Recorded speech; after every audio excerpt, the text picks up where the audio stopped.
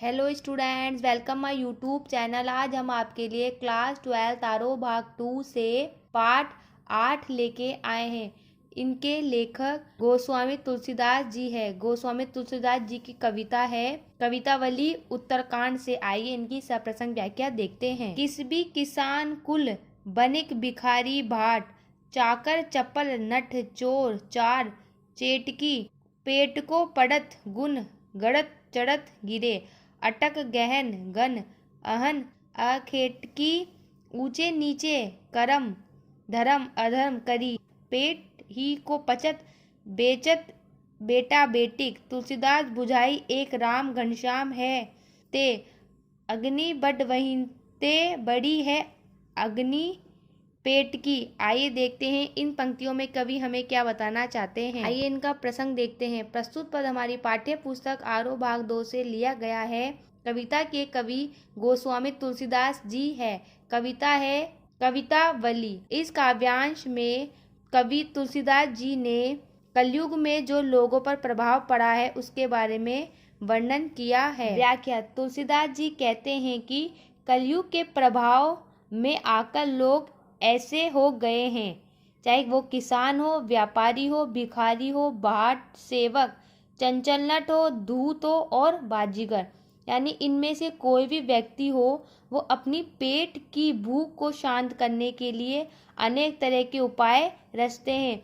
सब लोग पेट के लिए ऊंचे नीचे काम करते हैं, धर्म करते हैं, अधर्म करते हैं, लेकिन ये तो केवल राम रूप घनश्याम द्वारा ही बुझाई जा सकती है। वास्तव में यहाँ तुलसीदास जी ने अपने समय की आर्थिक परिस्थितियों का वर्णन करते हैं और बताते हैं आर्थिक स्थिति ठीक न होने के कारण लोग कोई भी बुरा से बुरा काम करने के लिए तैयार हो जाते हैं। यह काम चाहे गरीबी के कारण कर सकते हैं या किसी बेकारी के कारण करते हैं। इस पेट की आग को बुझाने के लिए लोग तो अपने बेटा बेटी तक को बेचने को मजबूर हो जाते हैं। पेट की ये आग मनुष्य को धर्म अधर्म सब करने को मजबूर कर देता है। लेकिन जो तुलसीदास जी है वो कहते हैं कि तुलसीदास पर श्री राम की कृपा है। जो तुलसीदास जी पर किनकी? श्री राम जी की कृपा है, इसलिए उन्हें भूखा नहीं रहना पड़ा। खेती न किसान को, भिखारी को न भीख, बलि बलिक को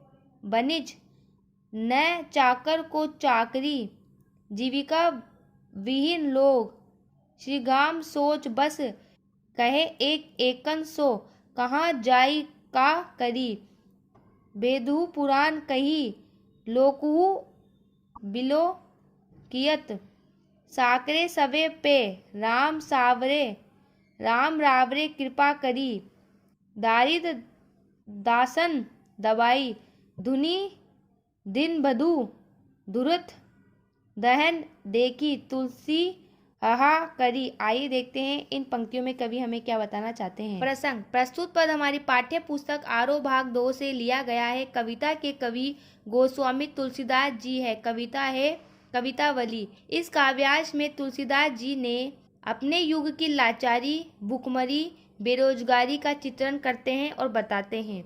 तुलसीदास जी अपने आराध्य श्री कृष्ण से इनको दूर करने की प्रार्थना करते हैं। व्याख्या। तुलसीदास जी अपने समय की भयंकर दुर्दशा का वर्णन करते हुए बताते हैं कि इतना बुरा समय आ गया है कि किसान के पास खेती करने के लिए साधन नहीं है, भिखारी को भीख और दान नहीं मिलता है, बनियों का जो व्यापार है वो मद्दा चल रहा है, नौकरी के लिए दर दर भटक रहे हैं, उन्हें काम नहीं मिल रहा है। तो तुलसीदास जी भगवान राम पर आस्था प्रकट करते हुए कहते हैं कि हे राम, वेदों और पुराणों में भी यह लिखा है कि आज के युग को देखकर मैं ये कह सकता हूँ कि ऐसे संकट के समय आप भी हम पे कृपा करो, इस संकट को टालो। हे दीन दयालु, आज दरिद्रता रूपी रावण ने सारी दुनिया को अपने चंगुल में फंसा लिया है।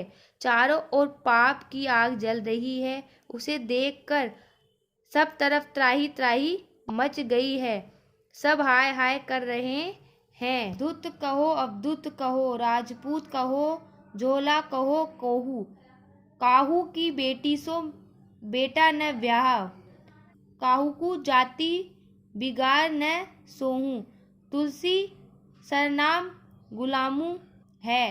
राम को जाके रूचे सो कहे, कहू ओऊ, मांगी के खेबो, मस्जिद के सोइबो, लेबोकू एकू न देवकू दोहू। आइए देखते हैं इन पंक्तियों में कवि हमें क्या बताना चाहते हैं। प्रसंग। प्रस्तुत पद हमारी पाठ्य पुस्तक आरोह भाग लिया गया है। कविता के कवि गोस्वामी तुलसीदास जी है। ये सवैये में गोस्वामी तुलसीदास ने भक्ति की रचना की भूमिका को स्पष्ट किया है। राम की भक्ति के बल भरोसे और जाति पाति धर्म के खंडन करने का साहस दिखाया है। चलिए इसकी व्याख्या देखते हैं। तुलसीदास जी दुनिया को साफ साफ कहते हैं, चाहे मुझे मक्कार कहे, सन्यासी कहे, चाहे राजपूत वंश का कहे, मुझे इन नामों से फर्क नहीं पड़ता। मुझे किसी की बेटी से अपने बेटे का ब्याह तो करना नहीं है जिससे किसी की जाति में बिगाड़ पैदा हो। मैं तो पूरे संसार में राम के दास के रूप में प्रसिद्ध हूँ, इसलिए जिसे भी मेरे बारे में जो कुछ भी कहना है बड़े शौक से कहे। मुझे कोई फर्क नहीं पड़ता, मैं तो मांगकर खाता हूँ, मस्जिद में जाकर सो जाता हूँ। मेरी दुनिया से न कुछ लेना है न कुछ देना है, मैं अपनी ही धुन में मस्त रहता हूँ। ये जो विशेष है आप सभी पंक्तियों में लिख सकते हैं। फर्स्ट, अवधी भाषा का सुंदर प्रयोग किया गया है। सेकंड, कविता छंद का सुंदर प्रयोग किया गया है। थर्ड, सवैये गति में छंद है इसलिए काव्यांश में गेयता का गुण है। फोर्थ, अपनी बात को स्पष्ट करने के लिए कवि ने लेना एक न देना दो मुहावरे का बहुत सुंदर प्रयोग किया गया है। Thank you watching my video.